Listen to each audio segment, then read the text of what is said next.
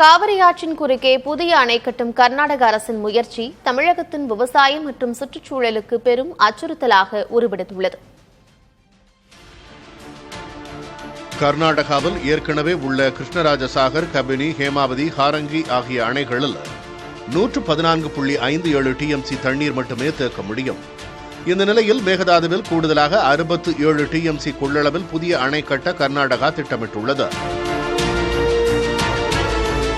பெங்களூரு நகரின் ஓராண்டு குடிநீர் தேவை வெறும் 4.7 TMC மட்டுமே என்றும், இந்த அணை அமையும் பகுதியில் புதிய பாசன பரப்புகள் எதுவும் இல்லை என்றும் கூறப்படும் நிலையில் இவ்வளவு பெரிய அணையை கர்நாடகா ஏன் கட்டுகிறது என்ற பலத்த கேள்வி எழுந்துள்ளது.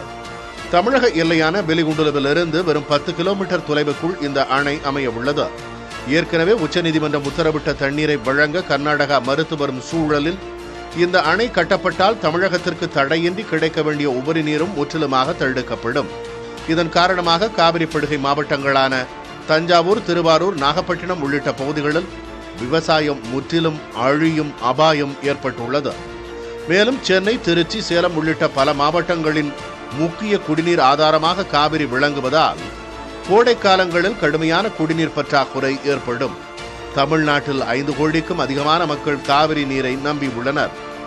ஆற்றில் நீர் வற்றுவதால் நிலத்தடி நீர்மட்டமும் பாதாளத்திற்கு செல்லும். தமிழகத்தை முழுமையாக வஞ்சிக்க துடிக்கும் இந்த மேகதாது அணை திட்டத்திற்கு மத்திய அரசு எவ்வித அனுமதியும் வழங்கக்கூடாது என்பதே ஒட்டுமொத்த தமிழக மக்களின் கோரிக்கையாக உள்ளது.